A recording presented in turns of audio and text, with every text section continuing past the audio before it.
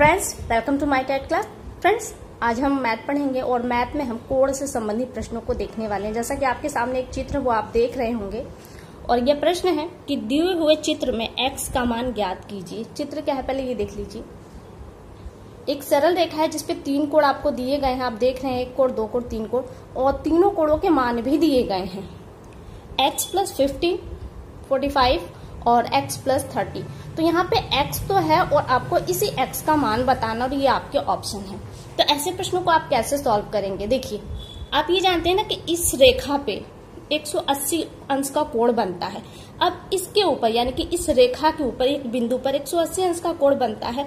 अब इसके ऊपर आप चाहे जितनी रेखाएं खींच दीजिए, लेकिन इन सब का जो मान होगा वो 180 अंश ही आना चाहिए।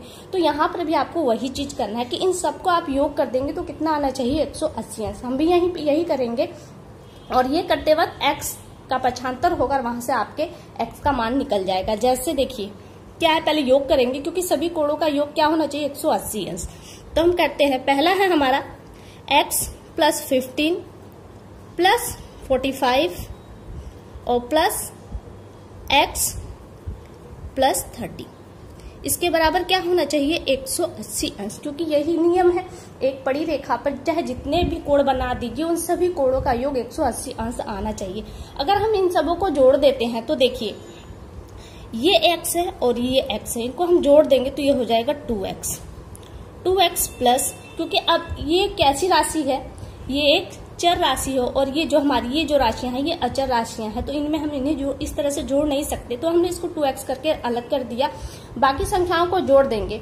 15 और 45 आपका 60 हो जाएगा। 60 और 30 कितना हो जाएगा आपका? 90। और 90 बराबर क्या होना चाहिए? 180 अंश।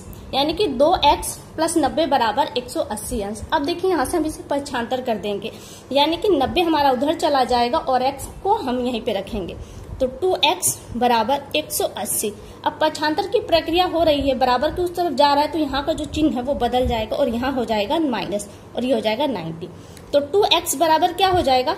80, यानी कि 180 में से 90 आप घटा देंगे तो आपको मिल जाएगा 90।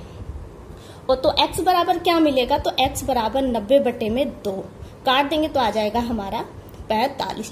तो x बराबर आपको क्या मिला? 45। अब बात आती है कि अगर हम यहाँ पे इनको रखें, पूछा तो आपसे x का मान है तो x का मान आपको मिल गया। ऑप्शन कौन सा सही है? ऑप्शन ए आपका यहाँ पे सही है। बट अब यह आता है कि अगर यहाँ से कोण ही पूछ ले तो आप देख रहे हैं x का मान क्या है? 45। आप यहाँ पे 45 रखेंगे और प्लस क्या है? 15। 45 और 15 कर देंगे तो क्या हो जाएगा? 60।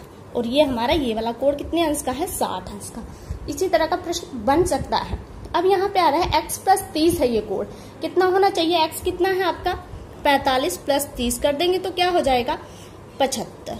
यानी कि ये कोण 60 अंश का है, ये कोण 75 अंश का और ये कोण 45 अंश का। और इन तीनों कोणों को अगर आप जोड़ देते हैं तो आपका 180 अंश होना चाहिए। तो ये प्रश्न आपका सही हो जाएगा। अब एक और प्रश्न देख लेते हैं हम। ये प्रश्न हमने लिया है तिर्यक रेखा पर आधारित है। कह रहा है कि ये जो निशान है वो कोण का निशान है। कोण 2 का मान ज्ञात कीजिए। 2 समानांतर रेखाएं हैं, ये कोण 2 है, आपको इसका मान बताना है। तो आपको पता है जब अभी हमने पीछे देखा ना कि एक पड़ी रेखा पर कितने अंश का कोण बनता है? 180 अंश का कोण। और ये भी वही चीज है, समांतर रेखा है तो जायज सी बात है, वही रेखा यहाँ काट रही है, वही रेखा यहाँ काट रही है, तो जो कोण यहाँ बनेंगे, जो कोण इन चारों कोणों पे जितने अंश का कोण बनेगा वही चीज यहाँ पर भी बनेगा। यानी कि ये 63 का तो ये 63 का ही होगा, इसे कुछ करने की जरूरत नहीं है। लेकिन फिर भी आप मान लीजिए अगर आपसे 2 का पूछा है तो आपने 63, क्योंकि किस नियम से? संगत कोण के नियम से ये बराबर हो जाएंगे। क्योंकि यहाँ पे कई तरह के कोण बनते हैं, संगत कोण, समांतर कोण, अंतः कोण, बाह्य कोण, ये सब बनते हैं। तो इस नियम से आप इसे निकाल लेंगे। लेकिन आपको ये नियम न पता हो तो कैसे निकालेंगे? तो आपको पता है इस पड़ी रेखा पे 180 अंश का कोण बनता है। एक कोण आपको पता है 63 का, माइनस करने के बाद जो आएगा वो आपका ये कोण बन जाएगा। लेकिन आपसे यहाँ पे कोण 2 का मान पूछा है तो संगत कोण के नियम से ये कोण 63 का है तो ये कोण भी आपका 63 अंश का ही होगा। तो ऑप्शन कौन सा यहाँ पे सही है? ऑप्शन ए आपका यहाँ पे सही है। तो फ्रेंड्स, कैसे लगी ये क्वेश्चन एक बार कमेंट करके हमें जरूर बताएं। अगली वीडियो में आपसे फिर मुलाकात होगी, तब तक के लिए नमस्कार।